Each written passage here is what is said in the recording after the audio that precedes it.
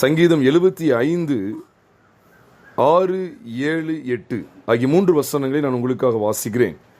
கிழக்கிலும் மேற்கிலும் வனாந்திர திசையிலும் இருந்து ஜெயம் வராது.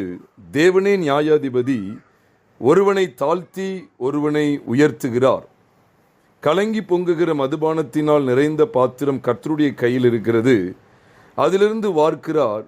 பூமியில் உள்ள துன்மார்க்கர் யாவரும் அதன் வண்டல்களை உறிஞ்சி குடிப்பார்கள்.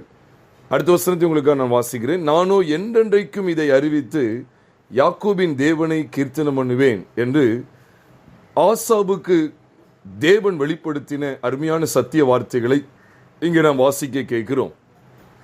ஆசாபுக்கு கிடைக்கப்பெற்ற ஒரு அற்புதமான வெளிப்பாடு என்ன அப்படின்னு சொன்னா, இங்கே 2 காரியங்களை தொடர்ந்து பேசிக்கொண்டே இருக்கிறார். ஒன்று, தேவனை அவர் துதிக்கிறதாக, தேவனை துதிக்கிறோம் என்று சொல்லி சபையாரோடு இணைந்து கர்த்தரை துதிக்கிற ஒரு அற்புதமான காட்சி. அது மாத்திரமல்ல, வீம்புக்காரர், துன்மார்க்கர் அப்படி சொல்லி 2 கூட்டமும் அங்கே காண்பிக்கப்படுகிறது. அப்போ 2 காரியங்களை திரும்ப திரும்ப சொல்லிட்டே இருக்கிறார். ஆனால் ஒரு கூட்டத்துக்கு இரக்கம் கிடைத்ததாகவும், இன்னொரு கூட்டம் நியாய தீர்ப்புக்கு ஏதுவாய் இருக்கிறது, அவர்களை கர்த்தர் நியாயம் விசாரிப்பார் என்கிற காரியத்தையும் ஆண்டவர் பேசிக்கொண்டே இருக்கிறத இந்த ஆசாபுடைய வாக்கியத்தின் மூலமாய் நீங்களும் நானும் நன்கு அறிகிறோம். 2 கூட்டம் இருக்கு. ஒன்று, கர்த்தரை துதிக்கிற, கர்த்தருடைய அதிசயமான கிரியைகளை அறிவிக்கக்கூடிய, கர்த்தரை கீர்த்தனம் பண்ணக்கூடிய ஒரு கூட்டம் காண்பிக்கப்படுகிறது. அதே சமயம் இன்னொரு கூட்டம் கர்த்தருக்கு விரோதமான காரியங்களை நடப்பித்து நியாய தீர்ப்புக்கு உட்பட்டு போகிற இன்னொரு கூட்டமும் காண்பிக்கப்படுகிறது.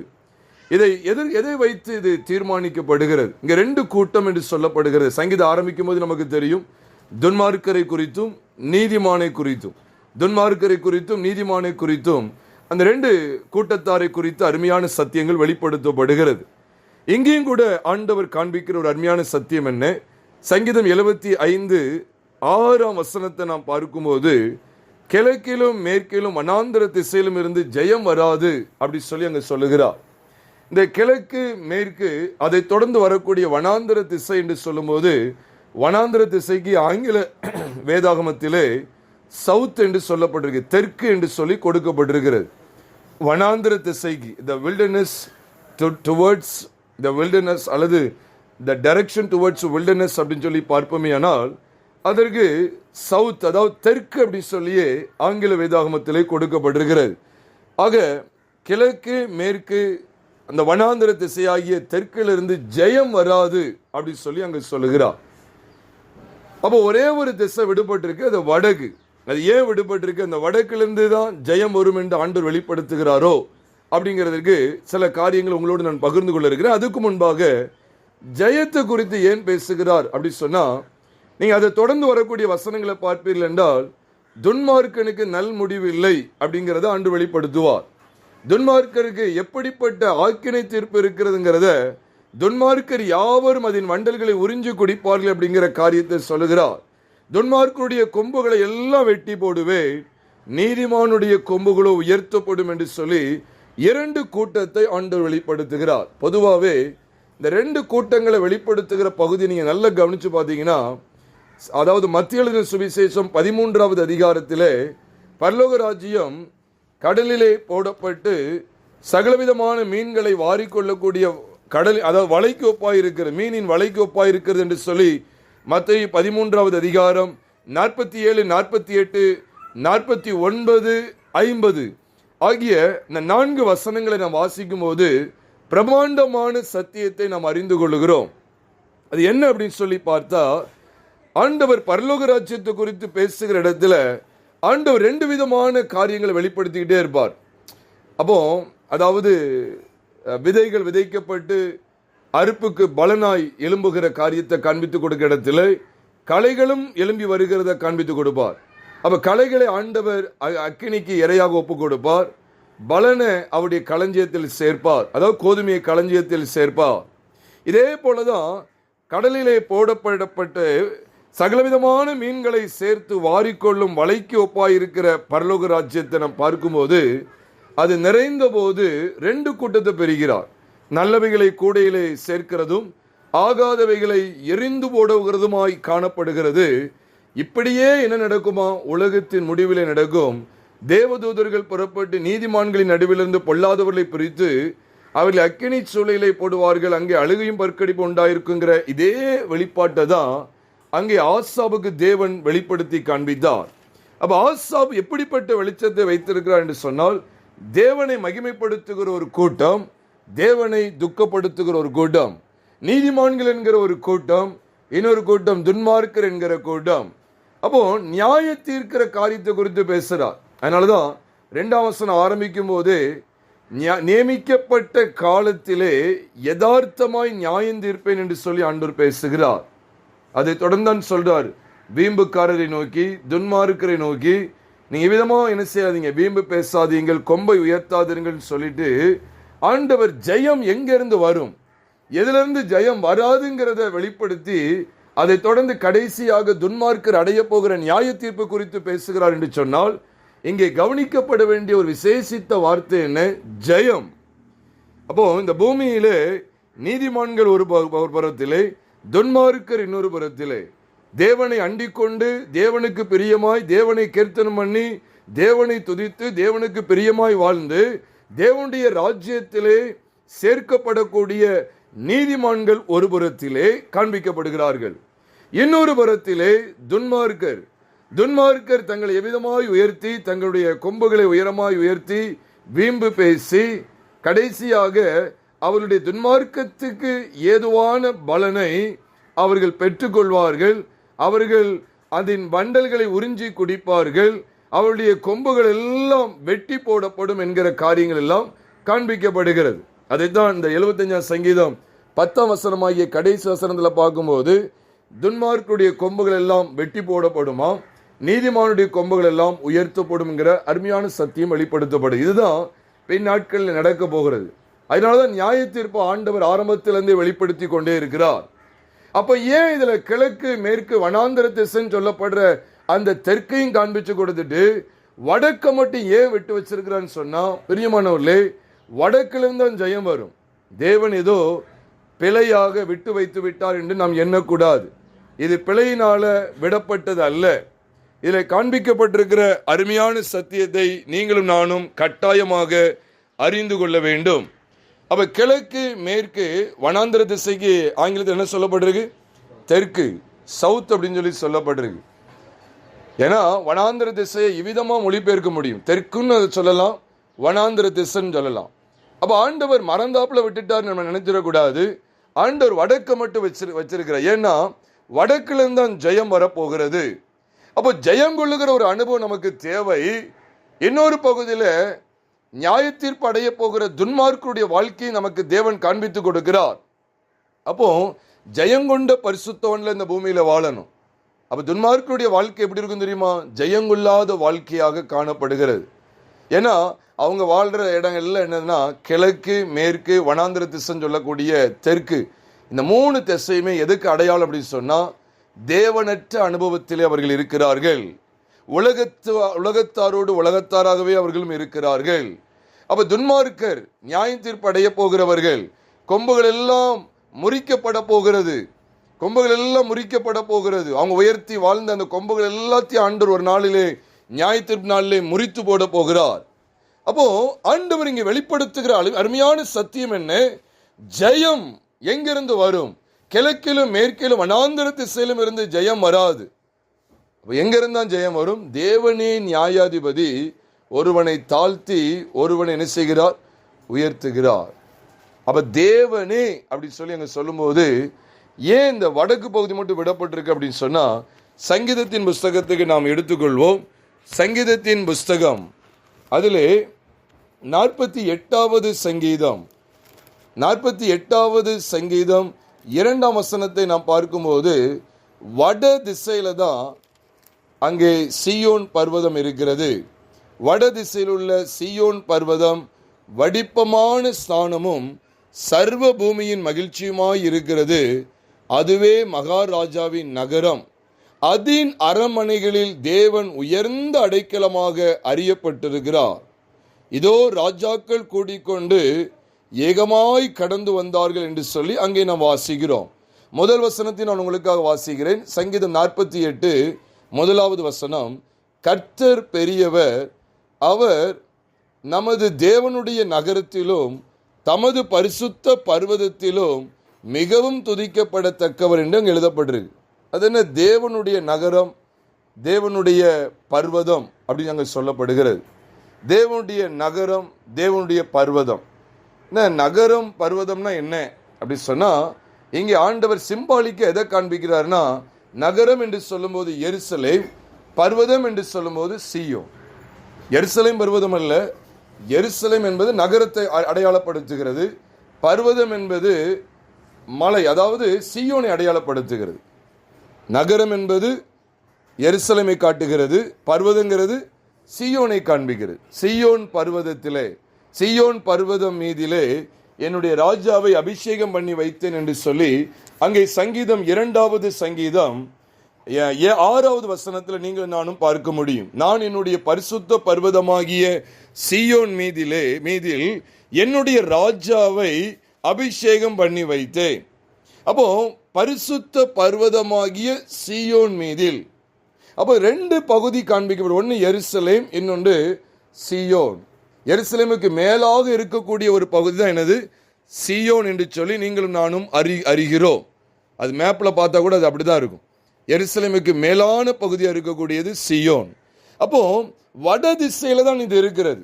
சங்கீதம் 48 அடிப்படையில் நாம் பார்க்கும்போது இது எங்கே தான் இருக்கிறதா? வட திசை. இந்த திசையை மறக்கக்கூடாது. கர்த்தருடைய பிள்ளைகள் இதை விளங்கிக் கொள்ளணும். அப்ப அங்கேதான் கர்த்தர் பெரியவராய் இருக்கிறார். அங்கேதான் கர்த்தர் மிகவும் துதிக்கப்படத்தக்கவராய் இருக்கிறார். அதுதான் சர்வ பூமியின் மன மகிழ்ச்சியுமா, அதான் சர்வ பூமியின் மகிழ்ச்சியே அதுதான்.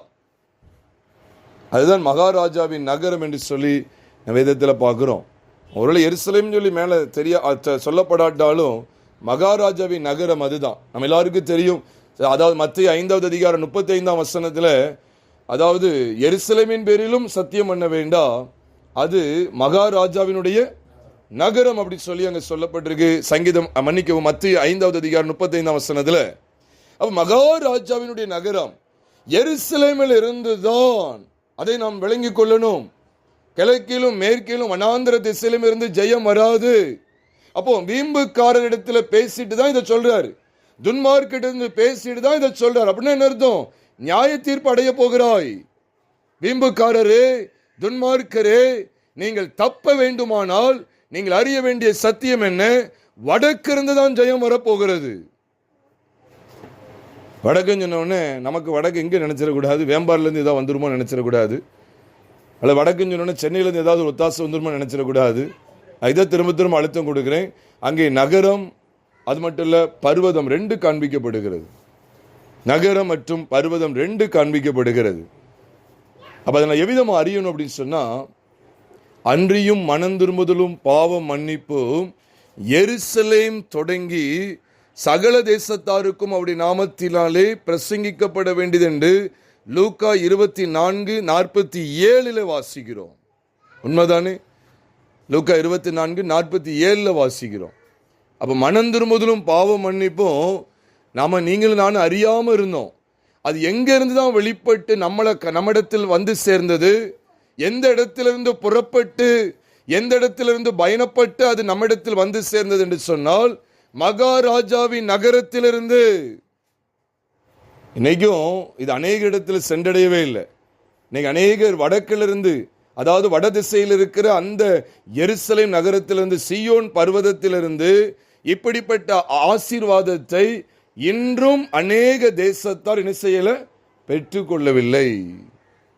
இன்னைக்கு அவர்கள் அதாவது கிழக்க நம்பி, மேற்க நம்பி, வனாந்தர திசைன்னு சொல்லப்படுற தெற்கை நம்பி அங்கதான் உட்கார்ந்துருக்காங்களே ஒழிய இந்த வட திசைக்குள்ளே வரமாட்டுக்கிறார்கள். இந்த வட திசையை நோக்கி பாராமல் இருக்கிறார்கள். அதனாலதான் வேதம் திட்டவட்டமாய் சொல்லுகிறது, கிழக்கிலும் மேற்கிலும் வனாந்தர திசையிலும் இருந்து ஜெயம் வராது. தேவனே நியாயாதிபதி. ஒருவனை உயர்த்தவும், ஒருவனை தாழ்த்தவும், ஒருவனை உயர்த்தவும் செய்கிறார். அப்ப என்ன அர்த்தம் தெரியுமா? ஒருத்தனுடைய கொம்பை முறிச்சும் போடுறாரு. தாழ்த்துறதுன்னு சொன்னா தாழ்ந்த பாதாளத்துக்கு அவர் தான் அனுப்ப முடியும். அந்த சுவிசேஷத்துல தான் விஷயம் இருக்கு, அந்த தேவன்கிட்ட தான் விஷயம் இருக்கு. மகாராஜா அந்த எருசலேமில் இருக்கிறாரு. அந்த எருசலேமை பற்றி தான் நம்முடைய வாழ்க்கை தீர்மானிக்கப்படும். நல்ல ஞாபகம் வச்சுக்கணும். நம்முடைய வாழ்க்கையில் நம்ம தாழ்ந்த பாதாளத்துக்கு போக போறோமா அல்லது உயர்த்தப்பட போகிறோமா? ஒருவனை தாழ்த்தி ஒருவனை உயர்த்துகிறார். நம் பரதீசம் சொல்லப்பட்ட அந்த தேவனுடைய ராஜ்யத்துக்கு நாம் போகணுமா அல்லது தாழ்ந்த பாதாளத்துக்குள்ளே தள்ளப்படுமாங்கிறத யார் தான் தீர்மானிக்கிறார்? தேவன். அதில் விசேஷமா எருசலேம் தான் தீர்மானிக்கு. எருசலேமில் உள்ள தேவன் தான் தீர்மானிக்கிறார். வட திசை தான் தீர்மானிக்கிறது. நம்முடைய வாழ்க்கையை நாம் ஆராய்ந்து பார்க்கணும். இப்படிப்பட்ட மகா மேன்மையான அனுபவத்தை பெற்றிருக்கிறோமா? அப்ப வேதம் என்ன சொல்லுது? அன்றியும் மனம் திரும்புதலும் பாவ மன்னிப்பும். எருசலேம் தொடங்கினா என்ன அர்த்தம் தெரியுமா? சிலுவையை பற்றிய உபதேசம் எருசலேம் தொடங்கி சகல தேசத்தாருக்கும் அவருடைய நாமத்தினாலே பிரசங்கிக்கப்பட வேண்டியது என்று லூக்கா 24:47 நாம் வாசிக்கிறோம் பிரியமானவர்களே. அதனாலதான் ஏசாயா 2வது அதிகாரத்துக்கு நாம் வேதத்தை திருப்பும்போது, ஏசாயா 2வது அதிகாரம், எல்லாரும் வேதத்தை எடுத்துக்கொள்ளலாம். அதில் 3வது வசனத்தின் பின்பகுதியை நாம் கவனிப்போமேயானால், யாக்கோபின் தேவனுடைய ஆலயத்துக்கும் போவோம் வாருங்கள், அவர் தமது வழிகளை நமக்கு போதிப்பார், நாம் அவர் பாதைகளில் நடப்போம் என்பார்கள். ஏனெனில் சியோனிலிருந்து வேதமும் எருசலேமில் இருந்து கர்த்தரின் வசனமும் வெளிப்படும். இதைத்தான் ஆண்டவர் அங்கே திரும்ப திரும்ப வெளிப்படுத்துகிறார். அங்கே சங்கீதம் 48வது சங்கீதம் முதல் வசனத்தில் வெளிப்படுத்துகிறார். கர்த்தர் பெரியவர், அவர் அவருடைய நகரத்தை குறித்து அவருடைய பர்வதத்தை குறித்து அழகாக அங்கே சொல்லப்படுறது. இப்போ நகரங்கிறது எது? எருசலேம் நகரம். பர்வதங்கிறது எது? சீயோன் பர்வதம். எந்த சந்தேகம் நமக்கு இருக்கக்கூடாது, தைரியமாக சொல்லக்கூடியவங்களா இருக்கணும். சீயோன் பர்வதம், என்னுடைய ராஜாவை பரிசுத்த பர்வதமாகிய சீயோன் மீதில் என்ன செய்தேன்? அபிஷேகம் பண்ணி வைத்தேன் சொல்லி கர்த்தர் சொல்றார். அபிஷேகம் பண்ணி வைத்தேன். அந்த சீயோன்ல அவர் அபிஷேகம் பண்ணி வைத்திருக்கிறார். அது எதுக்காக சொல்லப்பட்டது தெரியுமா? கிறிஸ்துவின் உயிர்த்தெழுதலை பற்றிய அருமையான சத்தியம் அது. கிறிஸ்துவின் உயிர்த்தெழுதலை பற்றிய அருமையான சத்தியம் அது. அதைத்தான் நாம் அப்போஸ்தலர் 13வது அதிகாரத்தில் நாம் பார்க்கும்போது, அப்போஸ்தலர் 13வது அதிகாரம் 32, 33 ஆகிய வசனங்களை பார்க்கும்போது 2ஆம் சங்கீதத்தில் சொல்லப்பட்டது அப்படியே கொண்டு வர்றார். ஏன்னா கிறிஸ்து நம்முடைய ஒட்டுமொத்த பாவங்களுக்காக மரித்தார். நம்முடைய ஒட்டுமொத்த பாவத்தன்மை கொண்ட பழைய மனுஷனை சிலுவையிலே முடிவுக்கு கொண்டு வந்தார். இதுதான் பிரியமானவர்களே, வடதிசையிலிருந்து தான் ஜெயம் வரும். ஏன் சொல்லிட்டாருன்னா, கிழக்கிலும் மேற்கிலும் அனாந்திர திசையிலும் இருந்து ஜெயம் வராது. தேவனே நியாயாதிபதி, ஒருவனை தாழ்த்தி ஒருவனை உயர்த்துகிறார். அப்ப அவனுடைய கிரியைகளுக்கு தக்க அவனுக்கு பதிலளிக்கிறவர் தேவன். அப்ப அவருடைய நகரத்தை வேதம் காண்பிக்கிறது. அவரை நாம் எங்க இருந்து தான் அறிகிறோம் தெரியுமா? எருசலேமிலிருந்து அறிய முடியும். நீங்க சிலுவையில் அறியப்பட்ட கிறிஸ்துவ எங்க அறியலாம்? எகிப்தில் அறியலாமா? ஆப்பிரிக்காவில இருந்து அறியலாமா? எங்கதான் அறிய முடியும்? எருசலேம்ல இருந்தா நீங்க அறிய முடியும். அவர் எருசலேம் நகரத்துக்குள்ளே நகரத்துக்கு வெளியில புறம்பே பாடுபட்டார். அந்த இஸ்ரவேல் தேசத்துக்குள்ள இருந்தா அவர் அறிய முடியும், மற்றபடி அறிய முடியாது. நீங்க இது இன்னும் எத்தனை வருஷம் இன்னைக்கு உலகம் இருக்க போறதாலும் சரி, எருசலேமிலே அவர் அடிக்கப்பட்டார். எருசலேமில தான் அவர் நம்முடைய பாவங்களுக்காக அவர் நொறுக்கப்பட்டார். அவர் அதுல தான் இஸ்ரவேல் தேசத்துக்குள்ள இருந்தா நம்ம அறிய முடியும். சீயோன் பர்வதத்திலிருந்து அறிய முடியும். ராஜாவாக அபிஷேகம் பண்ணி வைத்து, இது எழுத்தின்படியான சீயோனை மட்டும் அது குறிக்கல, அது பரலோகத்தில் உள்ள சீயோனையும் குறிக்கிறது. சீயோன், அங்கேயும் சீயோன் என்கிற அந்த பர்வதம் இருக்கிறத வெளிப்படுத்தல் விசேஷத்தில் நீங்கள் நானும் பார்க்க முடியும். அப்போ பிரியமானவர்களே, அங்கே சீயோன்ல ராஜாவாக தேவன் அபிஷேகம் பண்ணப்பட்டிருக்கிறார். கிறிஸ்து அபிஷேகம் பண்ணப்பட்டிருக்க என்னுடைய ராஜா என்று அவர் சொல்லுகிறார். என்னுடைய ராஜா என்று சொல்லுகிறார். அதே காரியத்தை தான் சங்கீதம் 48 2ஆம் வசனத்திலையும் பார்க்கிறோம். அது மகாராஜாவின் நகரம் என்று சொல்லப்பட்டிருக்கு. மகாராஜா, அங்கேதான் கர்த்தர் பெரியவராக அறியப்பட்டிருந்தார். அவர் நமது தேவனுடைய நகரத்திலும் தமது பரிசுத்த பர்வதத்திலும் மிகவும் துதிக்கப்படத்தக்கவர் என்று வேதத்தில் வாசிக்கிறோம். அப்போ பிரியமானவர்களே, அவர் அங்கேதான் நமக்காக பாடுபட்டார். அதுதான் அந்த எருசலேமில் தான் அவர் நமக்காக இரத்த சிந்தி ஜீவனை கொடுத்தார்.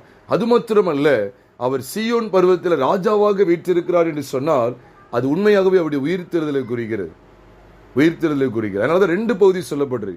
நகரம் என்று சொல்லப்படுற இடத்துல நகரத்தை ஆண்டு வெளிப்படுத்தும் போது பாருங்க, நகரத்துக்கு உள்ளே நகரத்துக்கு வெளியே பாளையத்துக்கு புறம்பே அவர் பாடுபட்டார்.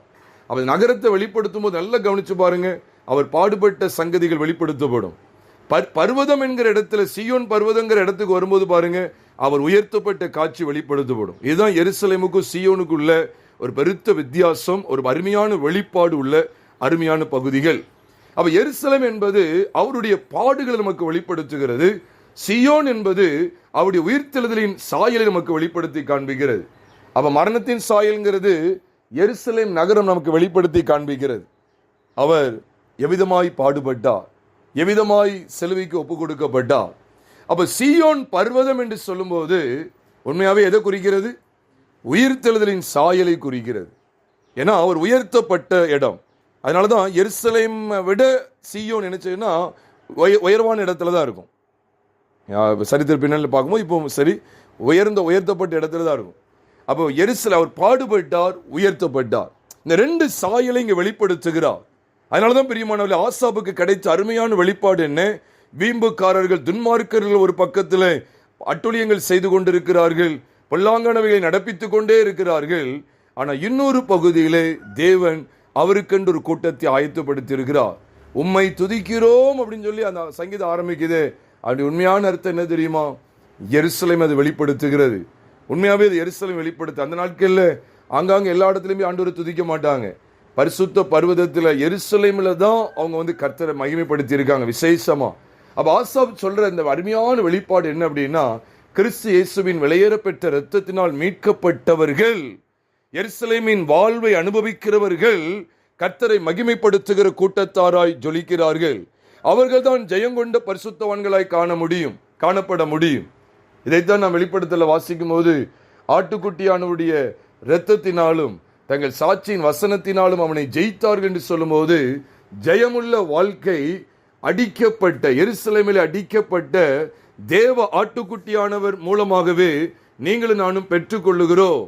ஜெயமுள்ள வாழ்க்கையானது எருசலேமில் அடிக்கப்பட்ட இயேசு கிறிஸ்து தேவ ஆட்டுக்குட்டியானவரை பற்றுகிற விசுவாசத்தினாலேயே உங்களுக்கும் எனக்கும் கிட்டுகிறது என்பதை கர்த்தருடைய பிள்ளைகள் விளங்கிக் கொள்ள வேண்டும். ஆண்டவருடைய பரிசுத்த நாமம் மகிமைப்படுவதாக. ஏன் நம்ம 75ஆம் சங்கீதத்துல 48ஆம் சங்கீதத்துக்கு போயிட்டோம் அப்படின்னு சொன்னா, 48ஆம் சங்கீதம் கோராகின் புத்திரருக்கு ஒப்புவிக்கப்பட்ட சங்கீதமாகிய பாட்டாம். ஏன் கோராகின் புத்திரருக்கு இப்படிப்பட்ட ஒரு வெளிப்பாடு கிடைத்தது என்று சொன்னால், பிரியமானவர்களே, இந்த கோராகின் புத்திரர் எப்படிப்பட்ட நிலைமையிலிருந்து எந்த ஒரு அனுபவத்துக்கு வந்தாங்க தெரியுமா? நீங்க வேதத்துல என்னாகமத்தின் புஸ்தகத்தை நீங்க எடுத்துக்கிடலாம்.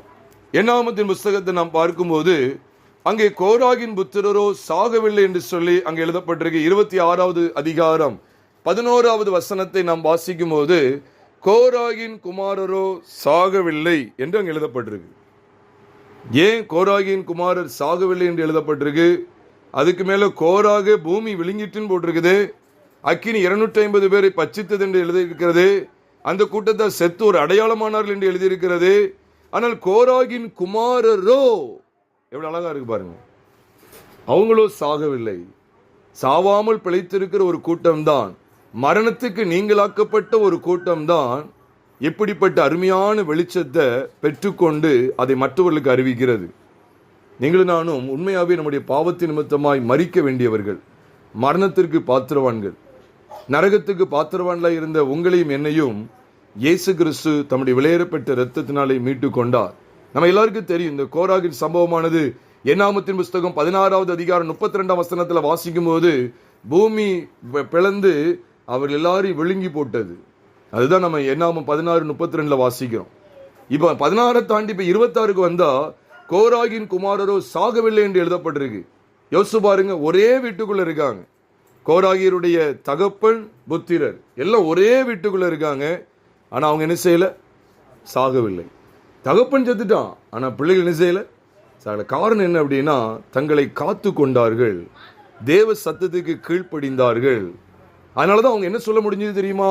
இதே சங்கீதம் 48வது சங்கீதத்துக்கு வாங்க. 48ஆம் சங்கீதம் அவங்களுக்கு ஒப்புவிக்கப்பட்ட அருமையான இந்த பாட்டு.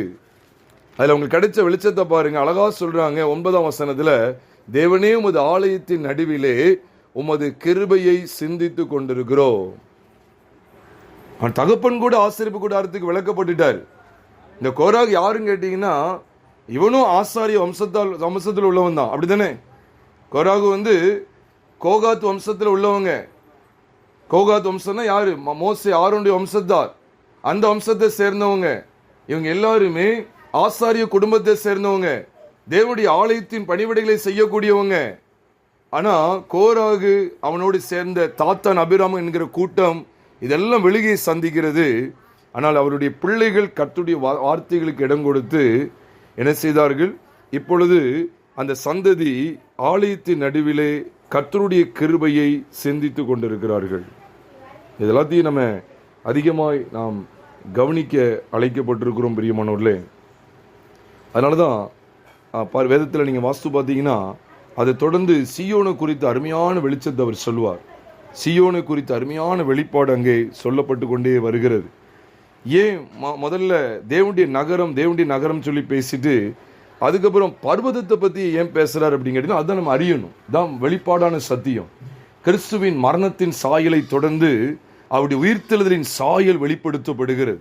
அதனாலதான் நீங்க 48ஆம் சங்கீதத்தை எடுத்துக்கிட்டாலும் சரிதான். நீங்க 48ஆம் சங்கீதத்தை எடுத்து பாருங்க. துவக்கத்துல ஒரே இடத்துல அந்த சீயோன் பர்வதத்தை காமிச்சு கொடுத்தாலும் முதல்ல தேவனுடைய நகரம் தான் முதல்ல பேசுவார். நீங்க முதல் வசனத்துல பாருங்க, தேவனுடைய நகரத்தை பத்தி பேசுவார். 8வது வசனத்தை பாருங்க, அங்கேயும் தேவனுடைய நகரத்தை குறித்து பேசுவார். 9வது வசனத்தையும் பாருங்க, கர்த்தர் தம்முடைய ஆலயத்தை எருசலேம் நகரத்துல தான் வச்சிருக்கிறார். அப்ப அந்த நகரத்தை பத்தி தான் பேசுகிறார். 10வது வசனத்தை நாம் பார்க்கும் போதும் அது எருசலேமை குறித்து சொல்லி அது பூமி எங்கு விளங்கும் சொல்லி சொல்றாரு. ஆனா 11ல இருந்து நீங்க தொடர்ந்து வாசி பாருங்க, சீயோன் பர்வதம், அந்த சீயோனை சுற்றி நீங்க உலாவுங்கன்னு சொல்றார். அதன் கொத்தளங்களை எண்ணுங்கள் சொல்றார். பின்வரு சந்ததிக்கு அதை விவரிங்கன்னு சொல்றார். அதுக்கு நீங்க என்ன செய்யுங்க? அலங்கத்தை கவனித்து அதன் அரண்மனைகளை உற்று பாருங்கள் அப்படின்னு சொல்லி சொல்றார். பிரியமானவர்களே, இதெல்லாம் எதுக்காக கொடுக்கப்பட்டிருக்கு அப்படின்னு சொன்னா, அப்ப முதல்ல நகரத்தை குறித்து பேசுறார். அதுக்கப்புறம் இந்த சீயோன் பர்வதத்தை குறித்து பேசுகிறார். நகரம் பர்வதம். அப்போ குமாரன் இந்த பூமியிலே பாடுபட்ட அருமையான காட்சி, கிறிஸ்துவின் சிலுவையின் மூலமா உங்களுக்கு எனக்கு கிடைக்க தேவன் பண்ணின பாவ மன்னிப்பின் நிச்சயம், மனம் திரும்புதல், ரட்சிப்பு.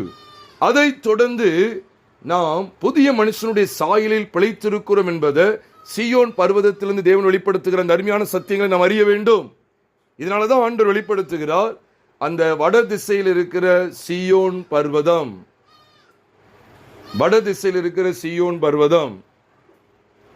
அதாவது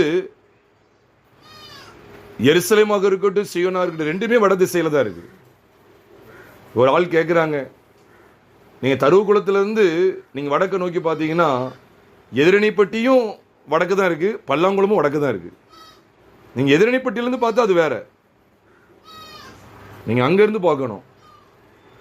தருவகுளத்திலிருந்து பார்த்தீங்கன்னா உங்களுக்கு தெரியும், பல்லாங்குளமும் வடக்கு தான் இருக்கு, எதிரணிப்பட்டி வடக்கு தான் இருக்கு. ஆனா இங்க இருந்து பார்த்தா அது வேற திசையில் இந்த மாதிரி இருக்கும். நம்ம அப்படி கணக்கு இல்லை. ஆண்டவர் நமக்கு வெளிப்படுத்தி காண்பிக்கிற பகுதி இது. வடதிசையில் இருக்கக்கூடிய சீயோன் பர்வதம், எருசலேம் நகரம். அப்ப நகரம் பர்வதம் சொல்லி மீண்டும் மீண்டும் ஏன் கோராகு புத்தர் இது அறிவிக்கிறாங்க அப்படின்னு கேட்டா, உயிர்த்தெழுதலின் சாயலை கண்டுகொள். அந்த எருசலேம் நகரம் எதுக்காக காண்பிக்கப்படுகிறது? கிறிஸ்துவின் பாடுகள், அவருடைய மரணத்தின் மூலமாய் நம்முடைய ஒட்டுமொத்த பாவ வாழ்க்கையும் நாசமாகிறது. அந்த எருசலேம் நகரத்தின் மூலமாய் நீங்களும் நானும் கற்றுக்கொண்ட அருமையான சத்தியம் என்ன?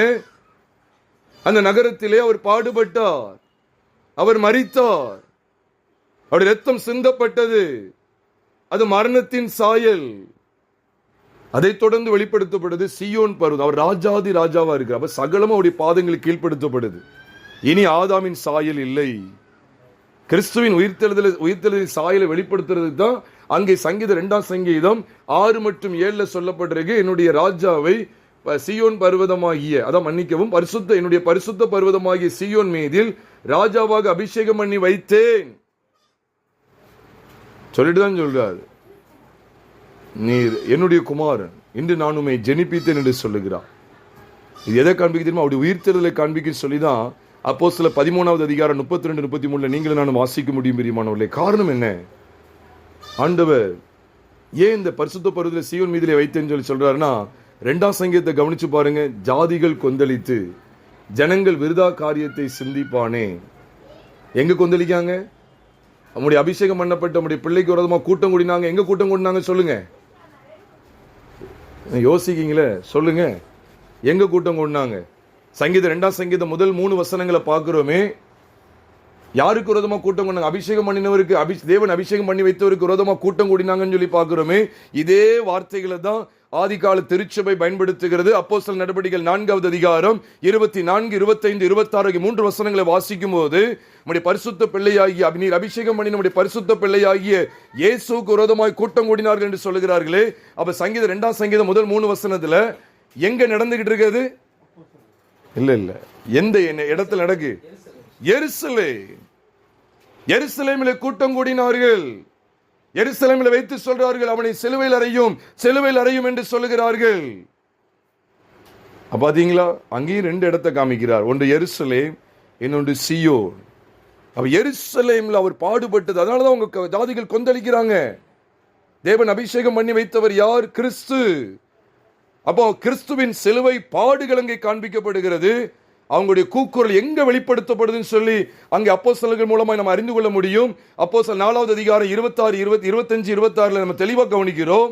உடைய பரிசுத்த பிள்ளைக்கு விரோதமாய் கூட்டம் கூடினார்கள். அது எங்க நடந்துச்சு? எருசலேமில் நடந்தது. சீயோன் பர்வதத்தில் ராஜாவாக அபிஷேகம் பண்ணி வைத்தேன். அப்ப கூட்டம் கூடினார்கள். இந்த எருசலேம் எதை காண்பிக்கினா, கிறிஸ்து நம்முடைய பாவங்களுக்காக மரித்தார் என்பதை வெளிப்படுத்துகிறது. சீயோன் பர்வதத்திலே என்னுடைய ராஜாவை நான் அபிஷேகம் பண்ணி வைத்தேன் என்று சொன்னால், பரிசுத்த பர்வதமாகிய சீயோன் மீதிலே அபிஷேகம் பண்ணி வைத்தேன் என்று சொன்னால், அதை எதை வெளிப்படுத்துகிறது சொன்னா, மிகவும் மென்மையான ஒரு பகுதி, மிகவும் அற்புதமான ஒரு பகுதி. என்ன பகுதி? சத்தமா சொல்லிருங்களேன். இயேசு கிறிஸ்துனுடைய உயிர்த்தெழுதல். நம்ம எல்லாம் தெரிஞ்சிடுஞ்சு உட்கார்ந்துடக்கூடாது. இதுதான் பயங்கர வீக்னஸ். இது எங்களுக்கு தெரியாது. எருசலேம், சீயோன், இதான் நாளைக்கு நம்ம வளர்ச்சி அடையாத ஒரு அனுபவத்துக்குள்ள நம்மளை தள்ளிடும். பிரியமானவர்களே, நம்ம ரொம்ப ஜாக்கிரதையா இருக்கணும். திரும்ப திரும்ப இதான் வருதுன்னு நினைச்சு நம்ம நினைக்க கூடாது. ஒட்டுமொத்த பைபிளே அப்படிதான் இருக்கு. நம்முடைய பழைய வாழ்க்கை கலைந்து போடப்படுகிறது. அவர்கள் கூட்டம் கூடினார்கள் என்று சொல்லப்படுகிறது. அந்த பரிசுத்த நகரத்திலே, 2வது பரிசுத்த பர்வதத்திலே. அப்ப நகரத்திலையும் பர்வதத்தையும் குறித்த வெளிப்பாடு எனக்கு தேவை. நகரத்து குறித்தும் பர்வதத்தை குறித்து வெளிப்பாடு எனக்கு தேவை. அதனாலதான் இந்த வெளிச்சம் இருந்ததுனாலதான் ஆசாப் சொல்ல முடிஞ்சது, கிழக்கிலும் மேற்கிலும் வனாந்தர திசையிலும் இருந்து ஜெயம் வராது. தெளிவா சொல்லிட்டார், வராது. அப்ப எங்க இருந்தா வரும்? அங்க ஒரே ஒரு திசை தான் விடுபட்டு இருக்கு. என்ன direction? which direction has been left there? North. வடக்கு இருந்து தான் ஜெயம் வரும். அப்ப இந்த வடக்குல என்னதான் இருக்குன்னு கேட்டா, கிறிஸ்துவின் மரணத்தின் சாயலும் உயிர்த்தெழுதலின் சாயலும் பிரகடனப்படுத்தப்பட்டிருக்கிறது. கிறிஸ்துவின் மரணத்தின் சாயலும் உயிர்த்தெழுதலின் சாயலும் பிரகடனப்படுத்தப்பட்டிருக்கிறது. எதற்காக இந்த ஆசாப்புக்கு இப்படிப்பட்ட ஒரு வெளிப்பாடு? ஏனென்றால் வீம்புக்காரர், துன்மார்க்கர் எல்லாரும் நியாயத்தீர்ப்பு அடைய போகிறார்கள். கர்த்தருடைய சபையாகிய நீங்களும் நானும் ஜெயம் பெற வேண்டும், ஜெயம் பெற்றவர்களாய் காணப்பட வேண்டும் என்பதை வெளிப்படுத்துவதற்கு. அதனாலதான் நாம் வாசிக்கிறோம். ஏன் இந்த 2 கூட்டம் காண்பிக்கப்படுது? ஆமா, இதைத்தான் பேதுரு தன்னுடைய நிருபத்தில் சொல்லும் போது, 1 பேதுருவின் புஸ்தகம் 2வது அதிகாரம் அங்கே 7 மற்றும் 8 ஆகிய வசனங்களை நாம் பார்க்கும்போது, விசுவாசிக்கிற உங்களுக்கு அது விளையேற பெற்றது. கீழ்ப்படியாமல் இருக்கிறவர்களுக்கோ வீட்டை கட்டுகிறவர்களால் தள்ளப்பட்ட பிரதான மூளைக்கல்லாகிய அந்த கல் இடறதற்கு ஏதுவான கல்லும் விழுதற்கு ஏதுவான கண்மலையுமாயிற்று. இங்க 2 காரியங்களை கவனிக்கிறோம். விசுவாசிக்கிற கூட்டம், அடுத்து கீழ்ப்படியாமல் இருக்கிற கூட்டம். விசுவாசிக்கிற கூட்டம், கீழ்ப்படியாமல் இருக்க கூட்டம். அப்போ இங்க என்ன காண்பிக்கப்படுது? கிறிஸ்து, அவருடைய மரணம், அவருடைய உயிர்த்தெழுதல் வெளிப்படுத்தப்படுகிறது. ஆசாபுக்கும் சரி, கோராகுக்கும் சரி, கோராகு புத்திரருக்கும் சரி, அங்கே வெளிப்படுத்தப்படுது என்ன? அங்கே நகரம், பர்வதம், கிறிஸ்துவின் மரணத்தின் சாயல், கிறிஸ்துவின் உயிர்த்தெழுதலின் சாயல். 2 கூட்டத்தையும் காமிச்சு கொடுக்காங்க. என்ன கூட்டம்? அழகாக சொல்லப்பட்டிருக்கு. 2 கூட்டத்தை காமிச்சு கொடுக்கிறார். நீ தாராளமா பாருங்க. என்ன கூட்டம்? விசுவாசிக்கிற கூட்டத்துக்கு அது விளையேற பெற்றதா? கீழ்ப்படியாமல் இருக்கிறவங்களுக்கு அது இடறதுக்கு ஏதுவான கல்லும் விழுதற்கு ஏதுவான கண்மலையுமாயிற்று. அதே கல்லு தான். அது விளையேற பெற்றது. என்ன அர்த்தம்? எந்த கல் ஒரு கூட்டத்துக்கு விளையேற பெற்றதா இருக்கோ, இன்னொரு கூட்டத்துக்கு எப்படி இருக்கு? விழுதுக்கு எதுவான கண்மலை ஆயிட்டான். அதாங்க சொல்றார், வீம்புக்காரர், துன்மார்க்கர் எல்லாரும் அழிந்து போவாங்க. கோராகுக்கு அந்த வெளிப்பாடு கிடைக்கலையான்னு பாருங்க. ஆசாபுக்கு மட்டுமே வெளிப்பாடு கிடைக்கு. நீதிமானுடைய கொம்பு தான் உயர்த்தப்படும், துன்மார்க்குடைய கொம்புகள் எல்லாம் வெட்டி போடுவேன்னு சொல்லி அப்படிப்பட்ட வெளிப்பாடு கிடைக்கா. கோராகு புத்திரன்னு சொல்றாங்க, கீழ்காற்றினால் தர்சீசின் கப்பல்களை நீர் உடைக்கிறீர். அதை கவனிக்கணும். 7ஆம் வசனத்துல, சங்கீதம் 48:7 கவனிக்கணும். கீழ்காற்றினால் தர்சீசின் கப்பல்களை நீர் என்ன செய்கிறீர்? உடைக்கிறீர். தர்சீஸ் என்னது? தர்சீஸ் ஒரே ஒரு பேர் இங்க எழுதப்பட்டிருக்கு, தர்சீஸ் சொல்லப்பட்டிருக்கு. இந்த தர்சீஸ் என்ன அப்படின்னு கேட்டா உலகம். தர்சீஸ் வாணிபத்துக்கு பேர் போனது. அக்காலத்தில் நீங்க அறிந்தீங்க அப்படின்னு சொன்னா, இந்த தர்சீஸுடைய சிறப்பு என்ன தெரியுமா? ஏன் யோனா தர்சீஸுக்கு போக விரும்பினார் தெரியுமா? உலகம். தர்சீஸ்ல இருந்து பாருங்க, மயில்கள், யானை தந்தங்கள், விலையேற பெற்ற பொருட்கள் வருஷா வருஷம் யாருக்கு வந்துகிட்டு இருக்கு? தர்சீசின் கப்பல்ல இருந்து யாருக்கு வந்துட்டு இருக்குன்னா சாலமோனுக்கு வருது. ராஜாக்கள் புஸ்தகத்தில் வாசித்தா தெரியும். சாலமோனுக்கு தர்சீசின் கப்பல். நீங்க பைபிளை நல்லா படிக்கணும், நல்லா படிங்க. தர்சீஸ்ல இருந்து எத்தனையோ விதமான வாசனை திரவியங்கள், மரங்கள் சொல்லி எக்கச்சக்கமானது தர்சீஸ்ல இருந்து அவனுக்கு வந்துகிட்டு இருக்கு. இவனே பெரிய கோடீஸ்வரன், பெரிய ஐஸ்வர்யவான், ஐஸ்வர்யமுள்ள ராஜா. தர்சீஸ்ல இருந்து உனக்கு வருதுன்னா அப்ப தர்சீஸ் எப்படி இருக்குன்னு பாருங்க. அதனாலதான் தர்சீசின் கப்பல்களை நீர் உடைக்கிறீன்னு சொல்றாரு. உலக மனுஷங்கள்லாம் நிக்க முடியாது. கப்பல்களை உடைச்சா என்ன ஆகும்? அவன் நம்பியிருந்த எல்லா ஐஸ்வர்யத்தை நம்பியிருந்த எல்லா ஐஸ்வர்யவான்களும் நாசம் அடைவார்கள். இதைத்தான் நாம் வெளிப்படுத்தல் 17:18 பார்க்கிறோம். அந்த பாபிலோனை சார்ந்திருந்த எல்லாரும் கதறாங்க, ஐயோ என்று கதறாங்க. இப்படி வாசனை உள்ள திரவியங்களை குறித்து, அதிகமான ஆடம்பரமான ஆடைகளை குறித்து, பொன் விலையேற பெற்ற ரத்தினங்களை குறித்து புலம்புகிறார்கள். ஐயோ இப்படி விழுந்து போனாலே சொல்லி புலம்புகிறார்கள். அப்ப என்ன காமிச்சு கொடுக்காரு பாத்தீங்களா? கோராகின் புத்திரருக்கு என்ன வெளிப்பாடு பாத்தீங்களா? உலகத்தார் தத்தளிப்பார்கள். பரிசுத்த நகரத்தின் மேன்மையையும் பரிசுத்த பர்வதத்தின் மேன்மையையும் பெற்று கொள்ளாதவர்கள் தத்தளிப்பார்கள் என்பதை காண்பிக்கிறார், உடைக்கிறார்.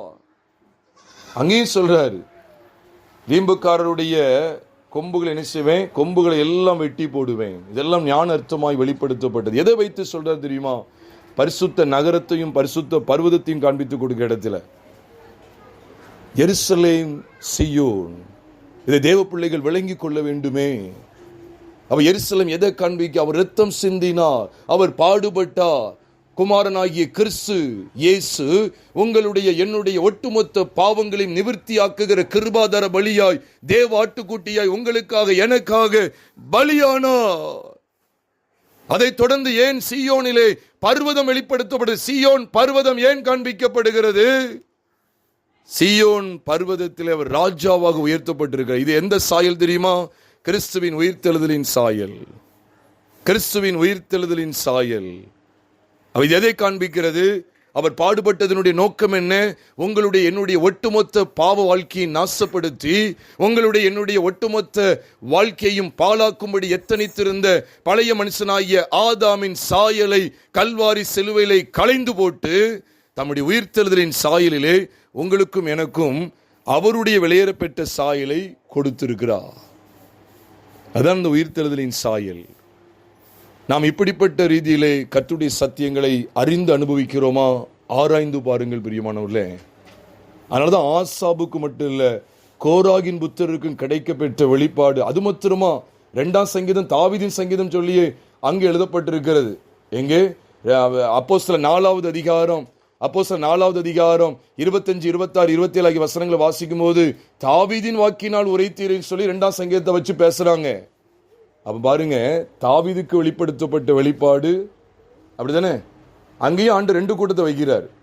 ஒரு கூட்டம் நிலையா நிற்கிற கூட்டம், அநேகரை பங்காக அவர் கொடுப்பாராம். 2ஆம் சங்கீதத்தில் வாசிக்கிறோம், என்னை கேளும் அப்பொழுது ஜாதிகள் உமக்கு என்ன செய்வேன்? சுதந்திரமா கொடுப்பேன்னு சொல்றாரு. அப்போ அங்க சுதந்திரமா ஒரு கூட்டம் இருக்கு. இன்னொரு கூட்டம், பூமியின் ராஜாக்களே, நியாயாதிபதிகளே, உணர்வடையுங்கள். ஜாதிகள் கொந்தளித்து, அந்த ஜாதிகள் யாரு? பரிசுத்தவான்களா பாவிகளா? என்னாச்சு? பாவிகள். ஜாதிகள் கொந்தளித்து சொல்றது பாவிகள். 2 கூட்டத்தை சொல்றார். அவருக்கு சுதந்திரமாகிற ஒரு கூட்டம், இன்னொன்னு பாவிகள். அப்போ பாருங்க, அங்கேயும் எருசலேம் சீயோன். நீங்க எருசலேம் இல்லைன்னு சொல்லிடாதீங்க, அப்புறம் அவ்வளவுதான், வசனத்தை படிக்கல பிரோஜனமே இல்லாம ஆயிரும். ஜாதிகள் கொந்தளித்து ஜனங்கள் விருதாவா காரியத்தை சிந்திப்பானுங்கிறத அங்க ஜாதிகள் கொந்தளித்து வந்தது எந்த இடத்துல? எருசலேம் சொல்லி அங்க ஆவியானவர் அப்போஸ்தலர்களுக்கு அழகா வெளிப்படுத்திட்டார். ஆதி திருச்சபைக்கு கூட்டம் கூடினாங்களே, சிலுவையில் அறையும் சிலுவையில் அறையும் அவனை சிலுவையில் அறையும் அவனை சிலுவையில் அறையும் சொல்லி கூட்டம் கூடினார்களே. எருசலேமில் உள்ள காட்சியை காண்பிக்கிறார். உங்களுடைய என்னுடைய ஒட்டுமொத்த பாவ வாழ்க்கையையும் கர்த்தர் நிவர்த்தியாக்குகிற, பாவங்களையும் நிவர்த்தியாக்குகிற கிருபாதர பலியாய் எருசலேமிலே அந்த கேடு அடைந்தவராய் பாடுகள் அனுபவித்தார். பெரியமானவர்களே, அதை தொடர்ந்து அவர் பர்வதத்திலே, சீயோன் பர்வதத்திலே ராஜாவாக வைக்கப்பட்டிருக்கிறார். இது அவருடைய உயிர்த்தெழுதலின் சாயலை காண்பிக்கிறது. சங்கீதக்காரனாகிய தாவீது கிடைக்கப்பட்ட வெளிப்பாட்டை பாருங்க. இந்த ரெண்டையும் காமிக்கும் போது ரெண்டு கூட்டத்தை காமிச்சு கொடுக்கிறார். ஒன்று துன்மார்க்கமான கூட்டம், இன்னொன்று சுதந்திரமாய் அவரால் ஆதாயப்படுத்தப்படக்கூடிய, அவரை விசுவாசித்து அவரை கிட்டி சேர்ந்திருக்கிற, அவருடைய தெய்வீகமான சாயலை பெற்றிருக்கிற கூட்டத்தார். அப்போஸ்தலர் நடவடிக்கைகளையும் பார்க்கிறோம், அவங்கள தான் காமிச்சு கொடுக்கிறாங்க. ரெண்டு கூட்டத்தை காமிச்சு கொடுக்கிறாங்க. கோராகின் புத்திரருக்கு அப்படிப்பட்ட வெளிப்பாடு இருந்தது. எருசலேம் நகரத்தை குறித்து, சீயோன் பர்வதத்தை குறித்த வெளிப்பாடு இருந்தது. கிறிஸ்துவின் மரணத்தின் சாயலை குறித்தும் அவருடைய உயிர்த்தெழுதலின் சாயலை குறித்து வெளிப்பாடு கோராகின் புத்திரருக்கு இருந்தது. அதுலதான் ரெண்டு கூட்டத்தை காமிக்க முடிஞ்சது. ஒரு கூட்டம் தேவனை பற்றி கொண்டு அவருடைய மரணத்தின் மூலமாய் தங்களுடைய ஒட்டுமொத்த பாவ வாழ்க்கையும் நாசமானதை விசுவாசித்து வாழ்கிறவர்கள். இன்னொரு கூட்டம், அவர் சீயோன் பர்வதத்தில் வீற்றிருக்கிறார், அது மகாராஜாவுடைய நகரம் என்று சொல்லி அவருடைய உயிர்த்தெழுதலின் சாயலிலே நீங்களும் நானும் பழைய மனுஷனை களைந்து புதிய மனுஷனாய் கிறிஸ்துவின் சாயலை தரித்திருக்கிறோம் என்கிற அந்த வெளிச்சத்தையும் அங்கே கோராகின் புத்திரர் காண்பித்துக் கொடுக்கிறார்கள். தர்சீசின் கப்பல்களை நீர் உடைக்கிறீர். ஆம், அவர் உடைக்கிறார். இந்த வெளிச்சத்தில் தான் உடைக்கிறார். ஆசாபு கிடைக்கப்பெற்ற வெளிப்பாடு அதுதான். ஆசாபு அதைத்தான் சொல்லுகிறார். ரெண்டு கூட்டம், ஒன்று வீம்புக்காரர் துன்மார்க்கர் ஒரு கேட்டகரி, இன்னொரு கூட்டம் அவரை துதிக்கிற நீதிமான்கள் என்கிற ஒரு கேட்டகரி. அங்கேயும் நகரம் மற்றும் பர்வதம் என்ன செய்யப்பட்டிருக்கு? வெளிப்படுத்தப்பட்டிருக்கிறது. நாம் இந்த நாளிலே தேவ சமூகத்தில் இந்த சத்திய வசனங்களை சற்று நேரம் ஆராய்ந்து பார்க்கிற ஒரு அருமையான தருணத்தில் ஆண்டுடைய சமூகத்தில் நம்ம ஜெபம் பண்ண போறோம். கிழக்கிலும் மேற்கிலும் வனாந்திர திசையிலும் இருந்து ஜெயம் வராதுன்னு சொல்லி தேவன் வெளிப்படுத்தி இருக்கிறாரு. தேவனே நியாயாதிபதியாம். அந்த தேவன் யார்? ஒருவனை தாழ்த்தி ஒருவனை உயர்த்துகிறார். அது எதுல தான் வெளிப்படுத்தப்பட்டிருக்கு? பிரியமானவர்களே, சிலுவையை பற்றி உபதேசம் கெட்டு போகிறவர்களுக்கு பைத்தியமாய் இருக்கிறது. ரட்சிக்கப்படுகிற நமக்கும் அது தேவ பலனாய் இருக்கிறது. அதை சரிவர அறிந்து கர்த்தருக்குள்ளே ஸ்திரப்பட்ட வாழ்க்கை வாழ அழைக்கப்பட்டிருக்கிறோம். கோராகுக்கு கிடைத்த வெளிப்பாடு நமக்கு கிடைத்திருக்கிறதா? ஆசாபுக்கு கிடைக்கப்பெற்ற வெளிப்பாடு நமக்கு கிடைத்திருக்கிறதா? ஆதி அப்போஸ்தலருக்கு, ஆதி திருச்சபைக்கு கிடைக்கப்பெற்ற வெளிப்பாடு நமக்கு கிடைத்திருக்கிறதா? சங்கீத 2 பார்க்கிறோமே, சங்கீதக்காரனாகிய தாவீதுக்கு கிடைக்க வெளிப்பாடு. சங்கீத 48 பார்க்கிறோமே, கோராகு புத்திரருக்கு வெளிப்படுத்தப்பட்ட வெளிப்பாடு. சங்கீதம் 75 பார்க்கிறோமே, ஆசாபுக்கு கிடைக்கப்பெற்ற வெளிப்பாடு. அப்போஸ்தலர் 4வது அதிகாரத்தில் பார்க்கிறோமே, ஆதி திருச்சபை, ஆதி அப்போஸ்தலர் திருச்சபைக்கு கிடைக்கப்பெற்ற வெளிப்பாடு நமக்கு உண்டா? அந்த வெளிப்பாட்டில் ஒரு நகரம், ஒரு பர்வதம் வெளிப்படுத்தப்பட்டிருக்கிறது. அங்கிருந்தானே ஜெயம் வரும், வேற எங்கிருந்து ஜெயம் வராது. நீ கிழக்கு மேற்கு வனாந்திரத்தை சொல்லப்படுற தெற்கு, இந்த மூன்றுமே உலகத்தை காண்பிக்கிறது. பிரியமானவர்களே, உலகத்தை காண்பிக்கிறது. இன்னைக்கும் உலகத்தை நாடிக்கொண்டு பெயர் கிறிஸ்தவர்களாய் வாழ்ந்து கொண்டிருக்கிறார்கள். அவர்களுக்கு ஐயோ, அவர்கள் கண்கள் சொருகி போனவர்கள். எவ்வளவு சொன்னாலும் ஏறாது. நீ வட திசைக்கு வா அப்படின்னு சொல்லி கூப்பிட்டா ஏறவே ஏறாது. இன்னையோட முடிஞ்சுது. நாளையிலிருந்து அவ்வளவுதான், கும்மாளம் கூத்தாட்டம் தான், மனம் போன வாழ்க்கை. ஒரு 40 நாள் வடக்கு நோக்கி பார்த்துருப்பாங்க, அதுவும் கொஞ்சம் ஏனோ தானு பார்த்துருப்பாங்க. இன்னும் வடக்காவது, இனிமேல்லாம் எடக்கு தான் பண்ணிட்டு இருப்பாங்க. இன்னும் வடக்கெல்லாம் யார் நோக்கி பார்க்க? எடக்கு மடக்கு, அவ்வளவுதான். இஷ்டம் போல ஒரு வாழ்க்கை. இந்த வட திசையை குறித்த வெளிப்பாடு இல்லாத வாழ்க்கை. நீங்கள் நானும் பிரியமானவர்களே, வட திசையை குறித்த வெளிப்பாடு இல்லாமல் வாழ்ந்து கொண்டு இருப்போமேயானால் நாமும் கைவிடப்பட்டு போவோம். பரிசுத்த நகரமாகிய எருசலேமை குறித்த வெளிப்பாடு, பரிசுத்த பர்வதமாகிய சீயோனை குறித்த வெளிப்பாடு. அன்று வெளிப்படுத்திக் கொண்டே இருக்கிறாரு, வெளிப்படுத்திக் கொண்டே இருக்கிறாரு. அவர் எவ்வளவாய் பாடுபட்டார். நம்முடைய ஒட்டுமொத்த பாவங்களையும் அவர் சிதைத்து விட்டார். பிரியமானவர்களே, அவர் நாசமாக்கி இருக்கிறார். கல்வாரி சிலுவையிலே அவர் அதம் பண்ணி இருக்கிறார், நிக்கிரகம் பண்ணி இருக்கிறார், நிவர்த்தியாக்கி இருக்கிறாரு. அதுதான் அவருடைய மரணத்தின் சாயல். உங்களை என்னையும் பாழாக்கி கொண்டிருந்த பழைய மனுஷனாகிய ஆதாமை, ஆதாமின் சாயலை ஆண்டவர் நகரத்துக்கு புறம்பே பாடுபட்டு கல்வாரி சிலுவையிலே மாண்டு போக பண்ணினாரு. ஆதாமின் சாயலை சிதைந்து போக பண்ணினாரு. அதை தொடர்ந்து பர்வதத்தை குறித்த வெளிப்பாடு இருக்கிறதா? இனி நான் அல்ல, கிறிஸ்துவே எனக்குள் பிழைத்திருக்க. அதான் பர்வதத்தை குறித்த வெளிப்பாடு. சீயோன் மீதில் அவர் ராஜாவாக வைக்கப்பட்டிருக்கிறார். அவர் பாடுபடும் போது சீயோனை குறித்து சொல்லல, அது எருசலேம் நகரம். அதை தொடர்ந்து சீயோனை குறித்து வேதம் சொல்லுகிறது. அதுதான் எது தெரியுமா? சீயோன் பர்வத்தில் அவர் ராஜா வைக்கப்பட்ட. அதுதான் என்ன அர்த்தம் தெரியுமா? இனி நான் அல்ல, ராஜா, என்னுடைய ராஜாவாகிய கிறிஸ்துவே எனக்குள் பிழைத்திருக்கிறார். இதுதான் அந்த மகா மேன்மையான அனுபவம். இனி நான் அல்ல, கிறிஸ்துடனே கூட சிலுவையில் அறையப்பட்டேன். அது எருசலேமின் அனுபவம். ஆயினும் பிழைத்திருக்கிறேன். இது சீயோன் பர்வதத்தின் அனுபவம். இனி நான் அல்ல, யார்தான் பிழைத்திருக்கிறார்? கிறிஸ்துவே எனக்குள் பிழைத்திருக்கிறார். நான் இப்பொழுது என் மாம்சத்தில் பிழைத்திருக்கிறதோ அவர் தொடர்ந்து தானே சொல்வார். என்னில் அன்பு கூர்ந்து எனக்காக தம்மை தாமே ஒப்பு கொடுத்த தேவனுடைய குமாரனை பற்றும் விசுவாசத்தினாலே பிழைத்திருக்கிறேன். அப்போ எதை பற்றிய விசுவாசம்? எருசலேமை பற்றி தான் சீயோன் இருக்கு. சீயோனை சார்ந்தா எருசலேம் இருக்கு, எருசலேமை சார்ந்து சீயோன் இருக்கு. அவனை எதை சார்ந்தா இருக்கிறேன்? சிலுவையை சார்ந்தா இருக்கிறேன். என் பழைய மனுஷன் சிலுவையிலே மாண்டு விட்டான். எனக்காக தம்மை தாமே ஒப்பு கொடுத்த தேவனுடைய குமாரனை பற்றும் விசுவாசத்தினாலே பிழைத்திருக்கிறேன். எவ்வளவு மகா மேன்மையான அனுபவம்.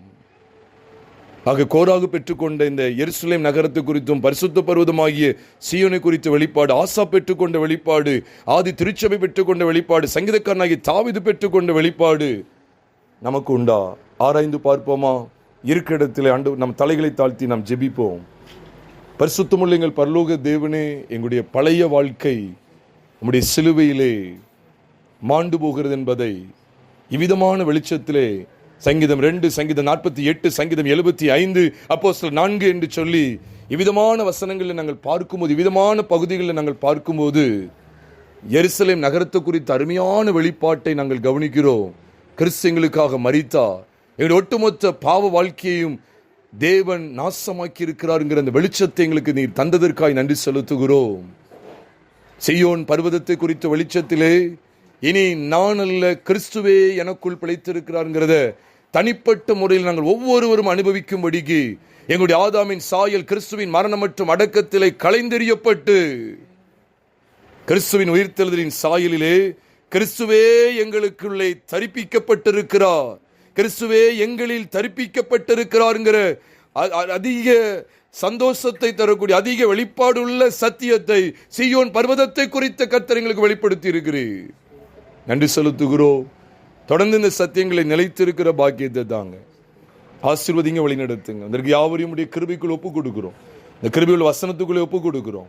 இந்த வசனங்களை நிலைத்திருக்கிற பாக்கியத்தை தாங்க. எங்கள் கர்த்தராகிய இயேசு கிறிஸ்துவின் நாமத்தில் ஜெபிக்கிறோம் நல்ல பிதாவே, ஆமென்.